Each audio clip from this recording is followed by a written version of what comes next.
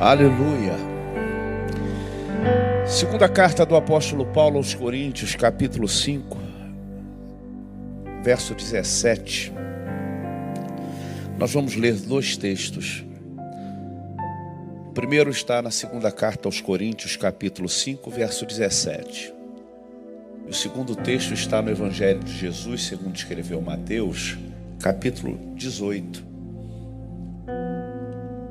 Diz o texto de 2 Coríntios 5,17: logo, todo aquele que está em Cristo se tornou velha criação.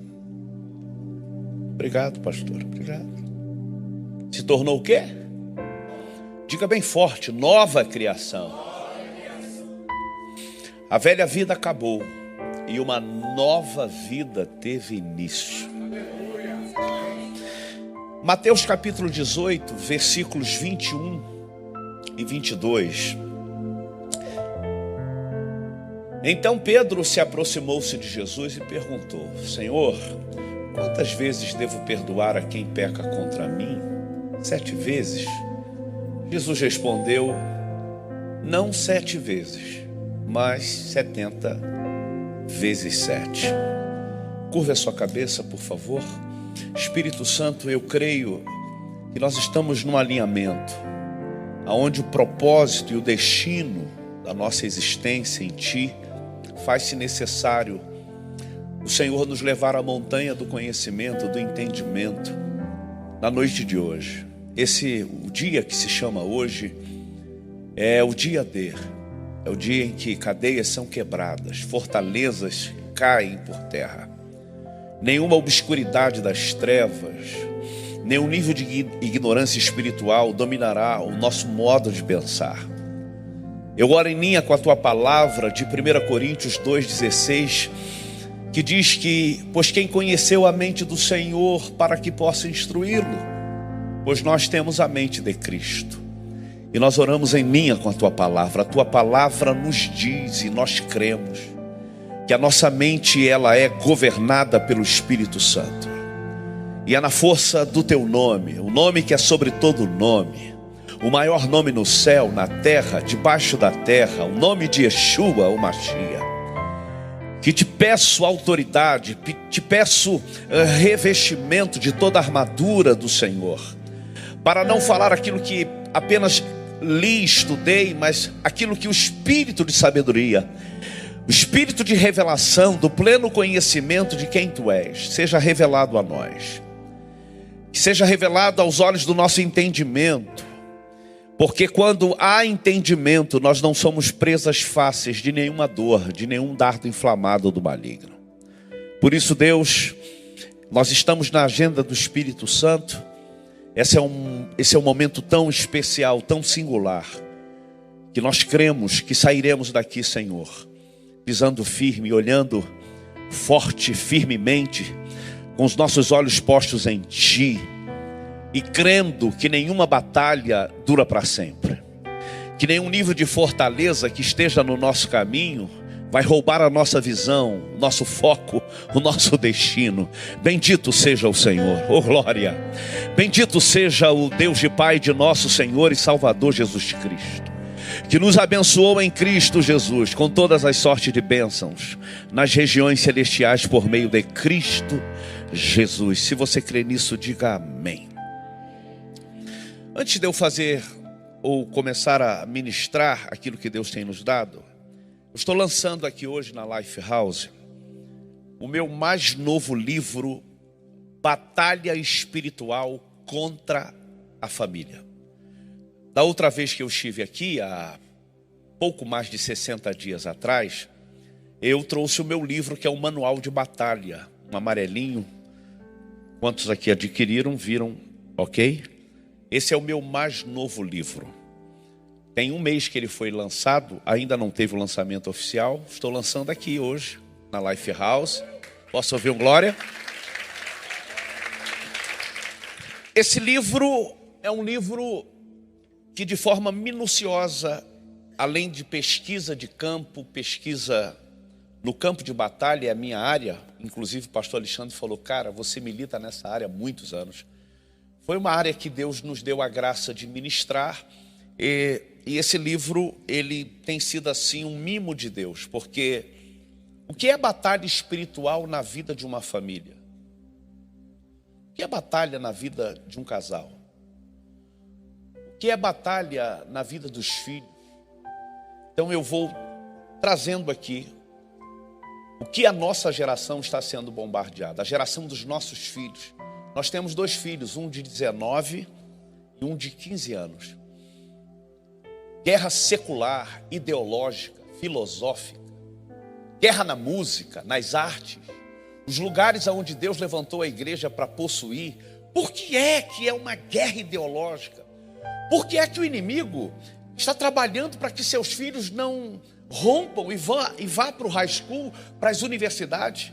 Você acha que você vai prender seus filhos, é claro, de acordo com a idade, dentro de uma redoma, achando que o diabo está no high school? Escute isso. Nesse livro eu vou te ensinar o que é plantar semente do testemunho do dia a dia em casa. Porque se você conseguir fazer esse tipo de batalha, você não vai perder seus filhos para nenhuma secularização, para nenhuma visão pós-moderna, para nenhuma visão do anticristo, do globalismo que aí está. Posso ouvir um amém ou não? E a cada finalzinho de capítulo, você tem um exercício para os cônjuges, para os filhos. Mas é algo interessante, porque é um livro que eu vou mostrando a você que batalha espiritual não é apenas possessão demoníaca, alguém estribuchar, cair. Existem pessoas que elas... E vou lhe dizer, porque isso é uma estatística para quem é do manto de batalha. Hoje as pessoas não caem endemoniadas como antigamente. Hoje é aprisionamento na mente, fortalezas na mente, onde as pessoas não têm uma fragilidade emocional para espíritos, sejam eles territoriais, geracionais, dominarem e sacudirem. Estão no modus operandi de vida, a prática de vida. Então, nem sempre será um diabo que entrou para destruir o casamento, e sim a postura do homem, amar a mulher como Cristo amou a igreja. Da mulher ser submissa à visão de um casamento. Então nem tudo é diabo. Diga para esse crente aí, nem tudo é diabo. Então eu vou ter a alegria. Esse aqui é do apóstolo Léo Fusaro, com dedicatória. Mas eu terei a alegria, dali na saída, de fazer uma dedicatória, tá bom? $20 custa o livro. Você que acabou de pecar, eu te perdoo, que fez a conversão. Aleluia, glória a Deus. Eu te perdoo. Mas o preço é devido à remessa de cargo aéreo que a gente manda, né? Eu vou ministrar esse final de semana um seminário de batalha espiritual na Califórnia. Enviei livros para lá, enviei para Deerfield, enviei para Pensilvânia, onde já passamos. Então isso, embora o dólar em queda, não é tanta queda assim, posso ouvir um amém? Então encarece o livro. Mas eu já te perdoo e estou ali para assinar o seu livro. Amém? Glória a Deus. Eu quero falar sobre o poder do perdão. O poder do perdão, para muitos, foi estigmatizado, ou seja, foi criada uma marca que perdoar é ter a mente resetada num nível em que você vai esquecer de todo o mal que lhe causaram. Desencana, isso não é perdão. Perdão é a consciência, durante todo o ciclo da sua vida, a lembrança de todo o mal que lhe causaram. Perdão não é sofrer numa amnésia profunda em que seria tão bom, pessoas que nos magoaram, nos feriram, a gente lidar com elas assim, no shopping, nos malls da vida. Não seria tão bom, né? Nas festas. Quem é que tem parentes? Levante a mão. Coisa boa é ter parentes, aleluia. Guerras na família, com parentes, igrejas por onde passamos, trabalhos. Não seria tão bom a gente ver aqueles algozes da nossa alma que falaram tanta besteira, que nos feriram, a gente olhar para eles como se nada tivesse acontecido e a gente ir lá abraçar, né? Ia ser um constrangimento para eles, não para nós. Mas por que é que a gente ressente? Por que é que a gente sente tanta dor? Eu e você. Porque primeiro, você não é de ferro. Bem-vindo ao clube dos humanos. Diga para 3 aí, bem-vindo ao clube. Antes de você ser crente, você é gente. E gente que é crente chora, grita. Gente que é crente sente a dor. Então eu quero trabalhar nessa noite que perdão não é sentimento. E ainda que seja uma atitude diária, perdão tem a ver com armamento espiritual. Tem a ver com arma espiritual. 2 Coríntios capítulo 2, verso 5, se puder pôr na tela, segunda carta de Paulo, capítulo 10, melhor dizendo. 2 Coríntios 10, verso 5. Olha o que diz a palavra do Senhor. 2 Coríntios 10, 5. Destruindo todas as opiniões arrogantes que impedem as pessoas de conhecer a Deus. Ou melhor, é o verso de número 3, perdão. Sorry. É o verso 3 ao 5. Olha o que diz a palavra do Senhor. Embora sejamos humanos, não lutamos conforme os padrões humanos. Verso 4. Usamos as armas poderosas de Deus e não as armas do mundo para derrubar as fortalezas do raciocínio humano e acabar com os falsos argumentos. Verso 5. Destruímos todas as opiniões arrogantes que impedem as pessoas de conhecer a Deus. Levamos cativo todo pensamento rebelde e o ensinamos a obedecer a Cristo. Eu amei essa versão, é NVT, versão transformadora, maravilhosa. É portuguesa ela, né? Acho que é. Dizem que é de Portugal. Glória a Deus. Pode vir alguma coisa, aleluia. Amém. 3 níveis que a Bíblia nos dá sobre o perdão.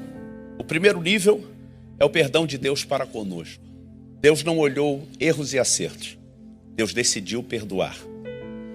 E o texto base ou áureo da Bíblia, João 3,16, nos mostra que foi um amor que João não consegue, na sua declaração no Evangelho, ele dissertar. Ele diz que é um amor de tal maneira. Porque Deus amou eu e você de tal maneira que deu o seu Filho unigênito. Então, o primeiro perdão à luz da Bíblia é de Deus para conosco por meio do sacrifício de Cristo na cruz. Pelo poder do sangue, a moeda que foi paga de toda a condenação que era contra nós. O segundo nível de perdão na Bíblia, como arma espiritual, é o perdão que nós concedemos ao nosso próximo. Então Jesus, no Sermão do Monte, ensinando seus discípulos como orarem, Jesus é claro em dizer: perdoa as nossas dívidas, assim, outro sim. Por conseguinte, ou seja, modo de vida vai ser a nossa caminhada. À medida que somos perdoados ou lembrados do perdão, nós vamos praticar o perdão a quem nos tem ofendido. Perdoa as nossas dívidas, assim como nós temos perdoado a quem nos tem ofendido. E o terceiro perdão na Bíblia é um nível de maturidade com Deus, de fé e de vida com Deus, de experiência com Deus e a consciência do Evangelho fundamentado em nós, que é uma fé inabalável, e o Cristo que foi forjado e formado dentro de nós na pessoa do Espírito Santo, que nós temos a graça de aceitar o perdão. E não tem passado que perdure, não tem acusação, não tem nenhuma vida pregressa de outrora, nenhuma situação que você possa ter cometido no passado, que você possa sentir-se enojado daquilo, queria voltar no tempo. A maturidade do Evangelho que produz em nós é quando a gente perdoa a nós mesmos, a gente tem o perdão e a gente tem essa consciência. São 3 níveis de perdão na Bíblia. O segundo texto é o texto de uma parábola que Jesus conta, a parábola do credor incompassivo. Porque ele tem uma dívida absolvida, paga, quitada. Ele deve 10.000 talentos ao seu senhor. E ele tem a dívida perdoada, e quando ele vai encontrar alguém abaixo da cadeia social dele, que deve 100 dinheiros, 100 denários, ele leva as últimas consequências àquele servo. Então ele nem relativiza o que ele recebe para dar. Ele, numa amnésia, e o orgulho, toda a sorte de obras da carne, fortalezas da mente, é tão forte que aquele homem se torna um credor incompassivo. E os servos que estão à volta, vendo aquela cena em que ele não perdoa, uma dívida irrisória, comparando com a dívida que ele tinha para com seu senhor, eles vendo toda aquela cena, então eles levam o assunto ao seu senhor, e o senhor fica revoltado, o chama, vai questionar e o entrega nas mãos dos atormentadores, dos verdugos. O contexto espiritual do perdão é tão forte porque Jesus está ensinando aos discípulos. E Pedro tem uma visão religiosa. Qual é a visão do judaísmo impregnada na mente dos discípulos? Que tem que se perdoar, mas o limite é 7 vezes. Jesus então quebra toda a visão religiosa e Jesus cria ali uma hipérbole. Não sei nem que palavra é essa no português, aleluia, glória a Deus. Mas Jesus cria uma hipérbole daquilo que eles achavam que era o máximo. E Jesus pega 7, que era o máximo da lei, e põe lá um número simbólico, 70 vezes 7, ou 7 vezes 70, dá no mesmo. 490 vezes era o que deveria perdoar, ao dia. E a pergunta é, principalmente aqui na América, essa loucura, essa correria do dia a dia, alguém aqui tem tempo para perdoar pessoas 490 vezes? Pelo amor de Deus! Então o que Jesus está ensinando? Modo de vida. Jesus joga lá em cima para que você não se torne refém de pessoas, de lugares, de ambientes que lhe fizeram mal. Então Jesus joga lá em cima para que você possa entender o que é reinar em vida. O que é a graça salvadora de Cristo Jesus, que nos amou e se antecipou aos fatos e disse: quem crê em mim, ainda que esteja morto, viverá. Amém? Então escute isso. Perdão não é sofrer de amnésia. Perdão nunca foi sentimento. Perdão é esvaziar a alma dos males que, pela sua inocência, pela sua pureza, pela sua verdade, você deixou entrar. Por obediência, foi entrando sem que você percebesse. O perdão é decidir voltar à essência que você era antes de ser machucado.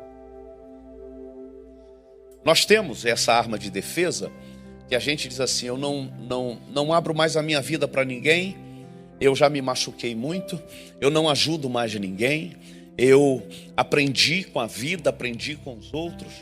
E aonde entra o perdão? A palavra perdão vem do aumentativo da palavra perda. Quem decidir perdoar vai viver uma grande perda. Perda do ego, perda da justiça própria, perda da razão que estava com você. Perda é sentir na pele.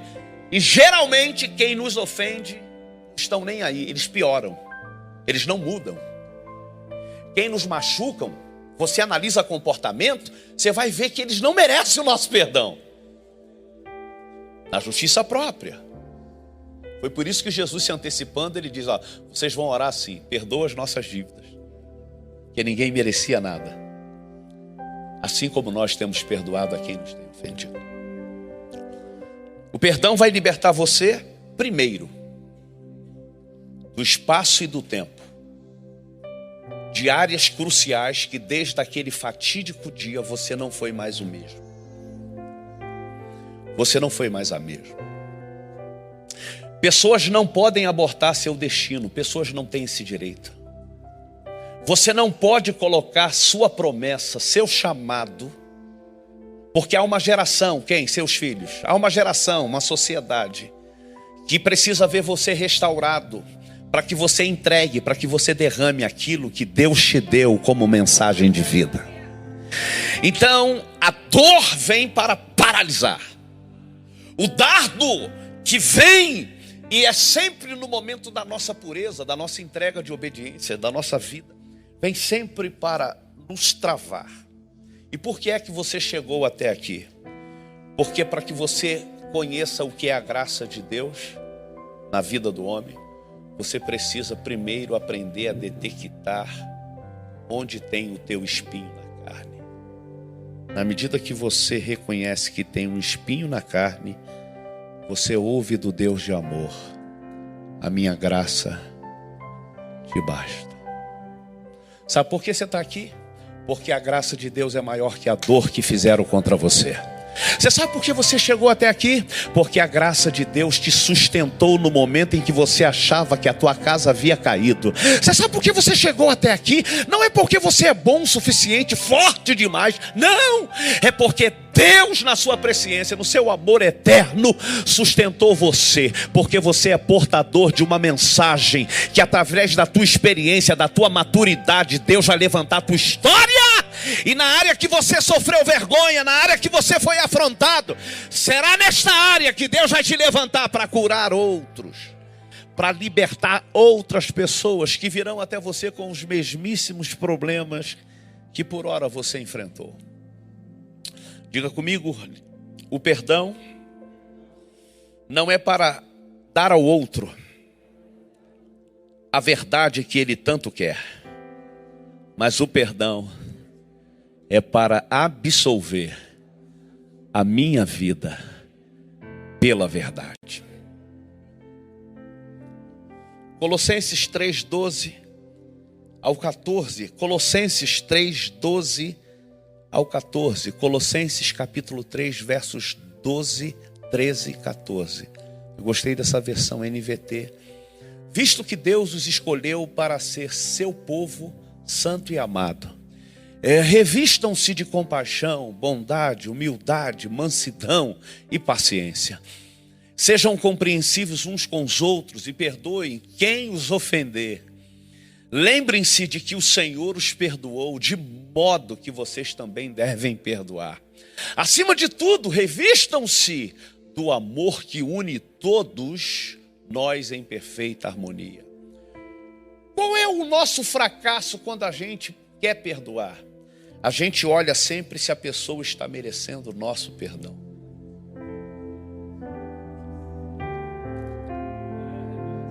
A gente olha sempre para aquela pessoa e fala assim: tá vendo aí? Eu até queria, mas olha aí, você é um pilantra, você é um mentiroso, você é um secretário do diabo. Não muda, olha só. Existem pessoas que, ao ouvirem uma mensagem como essa, e eu quero advertir, não saiam daqui correndo para grupo de WhatsApp, marcando com família, com parente, com pastor, com fulano, com beltrano, porque perdão não é isso. Existem pessoas que você vai perdoá-las no reino do Espírito, mas elas não estão prontas para que você traga para um convívio de uma conversa, porque o nível de soberba que impera sobre elas não as permite de ver o que é o princípio, a arma chamada perdão. Perdão é para filho de Deus que é quebrantado, e por isso Jesus ensina perdão na mesma proporção que ele está ensinando a orar. Não se inicia processo de perdão pelo nível social, por um encontro marcado. Perdão começa no quarto. Perdão começa por oração. Perdão começa por confissão de desligamento de pessoas e circunstâncias que lhe trouxeram prejuízos na alma, na tua família. Porque existem casos que a gente não tem força nem de falar o nome de pessoas. Eu e você. Existem situações que vai levar tempo para a gente pelo menos sentir a ficha cair. Não, pastor, eu sou diferente. Se você procure a Fabrícia, psicóloga. Você não é normal. Você está no mundo estranho, você tem que viver em Marte. Não, eu não sinto dor. É mecanismo de defesa meu e seu. Um dia desse a Késia tocou no nome de um filho do diabo, aleluia. Aí eu disse para a Késia: página virada. Tocou na ferida.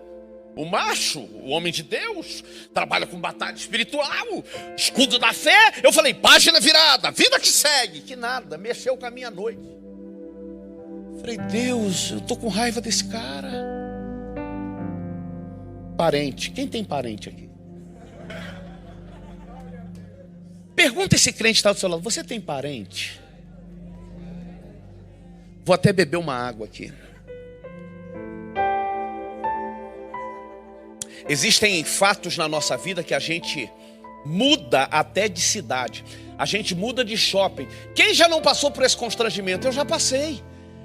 Eu moro em Niterói, e lá pro Dantal, lá, eu não queria ir pro Barra Shopping, pro Village Mall, eu fui lá pro Dantal.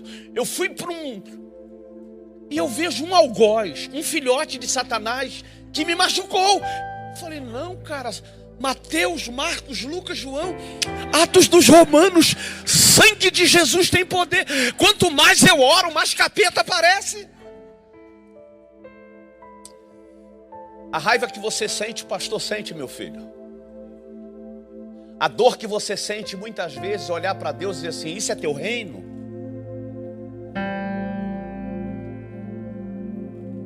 A dor que muitas vezes você, com uma sociedade, com um business, com alguém que você ajudou. Eu posso lidar com pessoas, ouvir aqui, pastor, eu cheguei aqui, na América ninguém me ajudou, mas eu ajudei tanta gente, só levei na cara. Aprenda isso.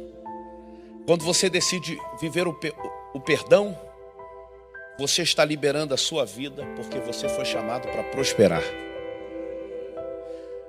Qual é o nosso maior desafio de não exercer o perdão? Porque se a gente pedir perdão a alguém, todas as pessoas que cercarem e vivenciar o problema vão nos olhar como bobos, sim ou não? E aquelas pessoas que compraram o seu barulho, sim ou não? E aquelas pessoas que acompanharam. Então, se você chamar o dito cujo e dizer assim, eu estou te pedindo perdão em público, então aquele filhote do demônio vai dizer, tá vendo aí? Estava comigo a verdade. Perdão não é isso. Perdão começa com oração no teu quarto. Pessoas que você não consegue dizer o nome, e a oração vai começar a conduzir, e você em Cristo vai ter força para dizer, Senhor, a minha vontade é vê-lo morto, vê-lo deportado, vê-lo preso. A minha justiça própria, eu e você. Tem ser humano aqui ou não? Mas eu te peço, tira essa dor do meu coração, desconecta essa pessoa da minha mente. Libera. A única vez que você vê perdão na Bíblia com restituição de honra voltando é a parábola do filho pródigo. E por quê? Família. Liderança que quebra vínculo, você não precisa tê-la na tua mesa de novo. Sociedade, pessoas. Se fulano de tal não mudou, por causa do teu pedido de perdão, eles vão mudar? Isso não é perdão, isso não é arma espiritual. Isso pode gerar um remorso e a tua dor aumentar. Começa perdão, oração. Lucas 17, Jesus vai falar sobre perdão e sai da boca dos discípulos em Lucas 17, 5. Senhor, aumenta-nos a fé. Os discípulos que eram ali, de forma cartesiana, ali tudo bonitinho, perdoa 7 vezes. Jesus aumenta 70 vezes 7. E no final ele diz assim, tem que ter fé. Olha, fecha os teus olhos e diga assim, Espírito Santo, aumenta a minha fé.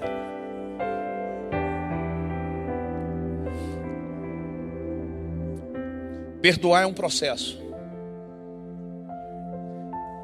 E vamos ter dois tópicos aqui. O primeiro, decisão sua. Se você decidir, você entra no mundo de Deus e pega essa arma poderosa chamada perdão.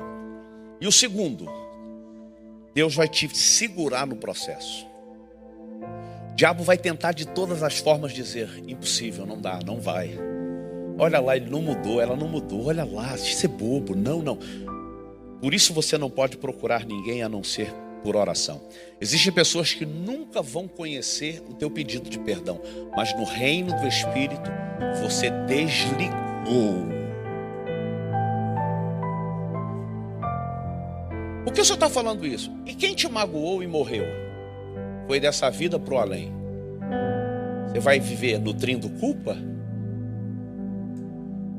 Então, pessoas que partiram dessa vida e você teve questões mal resolvidas, você agora é um tipo de crente que adora mortos?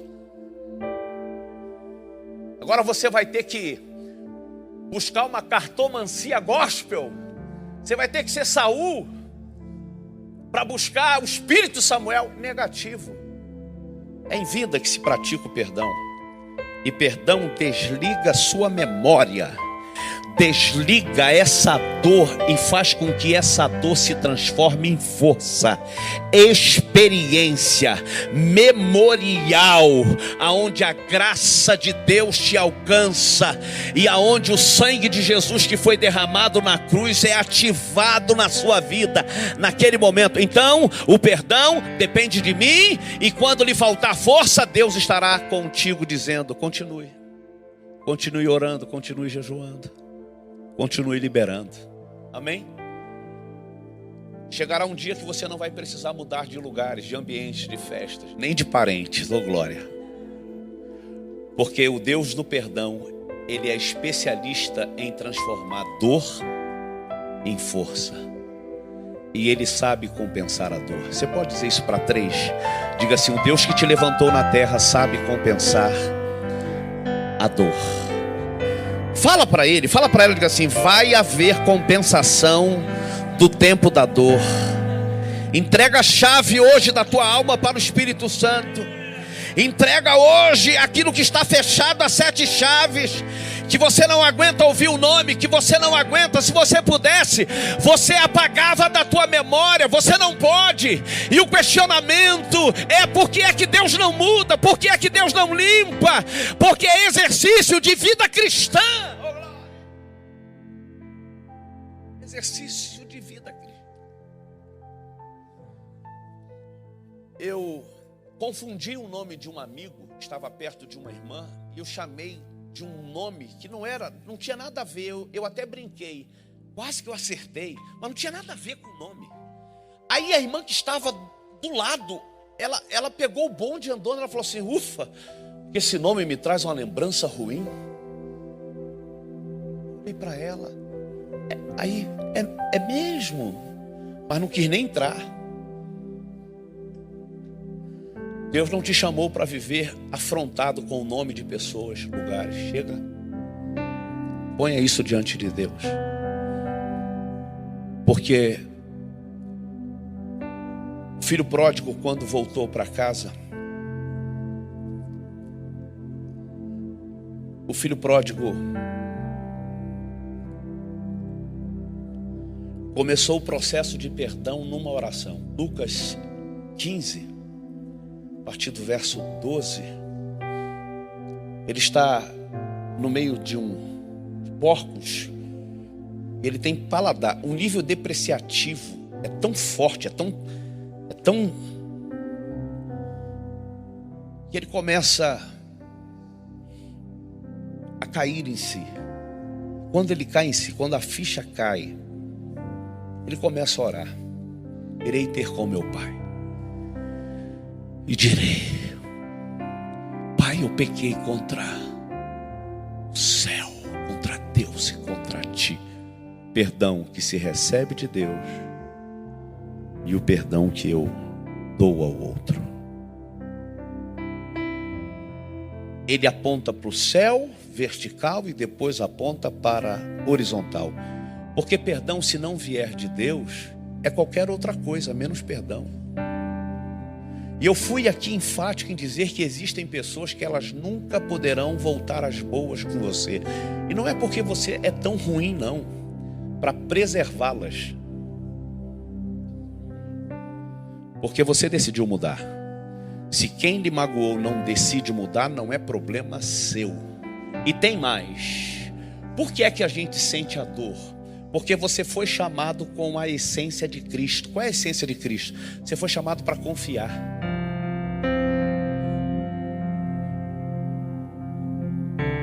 Por mais que você tenha mecanismo, de contrapeso, será que vai acontecer tudo de novo? A tua essência é confiar. E aprenda isso, filho de Deus. Se teve alguém que quebrou princípios na sua vida, a colheita disso não é sua. Você nunca será obrigado a colher o que você não plantou. Agora, aquilo que semearam contra você, contra a tua honra, tua família, teu ministério, tua vida de um modo geral, colheita cíclica virá sobre eles. Agora você precisa estar livre. Porque José, quando se deu a conhecer a seus irmãos, José era rico, José era governador, tinha status, tinha família. Nada mais do que feliz ou felicidade poderia abundar na vida dele. Quando ele vê os seus algozes, a mente dele é ativada por 22 anos de silêncio na alma, de dor. Ele faz com que todos se afastem, entra para dentro do seu aposento, paredes, blocos de pedras, e diz o texto de Gênesis 45 que ele dá um grito, que pessoas passando ao redor do palácio ouviram, que está preso 22 anos. Entra para o teu quarto e peça graça ao Espírito Santo para começar a liberar esses defuntos da tua alma, porque você foi chamado para reinar em vida. E você não vai chegar e viver o que Deus tem para você de qualquer maneira. Pessoas não podem ter a glória que estragaram a sua vida. Pessoas usadas pelo diabo não podem ter a glória que entraram na história da sua vida e deixaram o que há de pior. O que há de pior hoje, a dor, o veneno, tem que sair pelo poder da oração. Tem que sair pelo poder da confissão. É o esvaziamento de tudo aquilo que foi tóxico. Por isso, é perdoar, é perder no ar.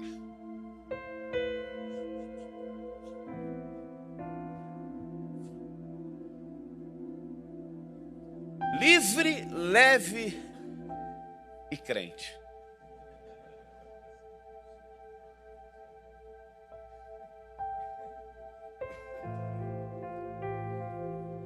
Eu não tenho força para perdoar ninguém, mas nele eu posso exercitar em desligar as dores de pessoas. Quando o filho pródigo, pastor Alexandre, ele aponta quem viu quem primeiro, o pai ou o filho? O pai. Porque quem decide perdoar vê na frente. Dentro da cultura, embora sendo uma parábola, ela é extraída da cultura. A cultura fazia com que o pai pudesse deserdar o filho. Que pai omisso, que pai passivo é esse que dá a parte da fazenda? O filho está dizendo, você morreu para mim. Eu não quero saber de nada, não quero saber de posteridade, eu não quero saber de legado, eu quero a minha parte. E por que o pai o dá? O pai responde quando o filho volta. Agora chegou a vez de responder. Vai chegar a tua vez de falar, fica calma. O pai disse assim, está vendo esse meu filho? Estava morto e reviveu. O que o pai estava dizendo? Quem está no caminho de perdoar nunca vai discutir com quem está morto. Morto para gratidão, morto para a família, morto para os projetos. Por que é que você sente dor? Porque você está vivo. Ninguém te feriu. Está morto naquela área que te ofendeu. Olha o pai do filho pródigo dizendo, estava morto. Falou para a fazenda, ei, vocês que falaram que eu era omisso, passivo, estava morto. Não se discute com morto, morto é frio, morto não tem sentimento, morto é gélido, morto é apático, morto não tem gratidão, morto não tem história, morto não tem memorial. Eu não posso descer no nível dos mortos.